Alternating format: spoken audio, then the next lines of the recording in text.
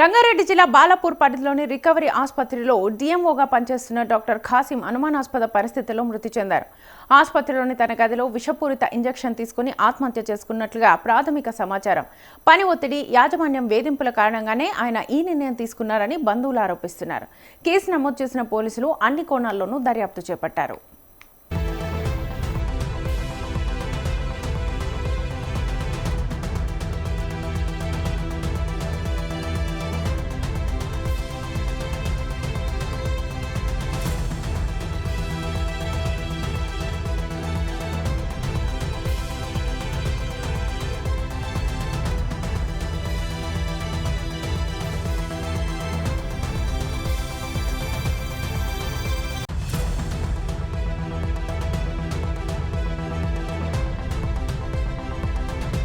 సోమవారం తేదీ 22 జూన్ 2026 సాయంత్రం 6 గంటల సమయంలో మా పోలీస్ స్టేషన్కి మల్లాపూర్లోని రికవరీ హాస్పిటల్ సిబ్బంది ఒకతను డ్యూటీ డాక్టరు పైన సెకండ్ ఫ్లోర్లో చనిపోయినాడని మాకు సమాచారం ఇస్తే ఇమ్మీడియట్గా మేము అక్కడికి వెళ్ళినాము.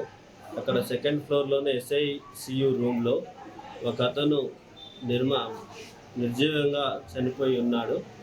అతను కాసిఫ్ అహ్మద్, వైజాగ్ అతనిది. ఇక్కడ యాకత్పూర్లో ఉంటాడని ప్రాథమిక సమాచారం ఉంటుంది. వాళ్ళ పేరెంట్స్కి వైజాగ్లో ఉంటారు. వాళ్ళ పేరెంట్స్కి సమాచారం ఇచ్చినాం. వెంటనే క్లూస్ టీమ్ని పిలిపించినాం. క్లూస్ టీమ్ తోటి దాని నేరస్థలాన్ని క్షుణ్ణంగా పరిశీలించినాము. తర్వాత తెలిసింది ఏంటంటే అతను రాత్రి డ్యూటీ ముగించుకొని అక్కడ రెస్ట్ రూమ్లో 7:30కి రెస్ట్ రూమ్లోకి వెళ్ళి రెస్ట్ రూమ్లో ఉన్నాడు. తర్వాత 6 వరకు లోపలంగా గడియ పెట్టుకొని తలుపు తీయకపోతే హాస్పిటల్ సిబ్బంది బలవంతంగా డోర్ పగలగొట్టి చూస్తే అతను చనిపోయి ఉన్నాడు. అందులో స్థలంలో దొరికినాయి మత్తు ఇంజెక్షన్లు ప్లస్ సిరంజులు దొరికినాయి. అతను అది వేసుకొని సూసైడ్ చేసుకున్నట్లు అనిపిస్తుంది ప్రాథమికంగా. మరి ఆత్మహత్య కారణాలని దర్యాప్తు చేసి తెలియపరుస్తారు. అయితే ఎవరు ఆ విధంగా మాకు చెప్పలేదు.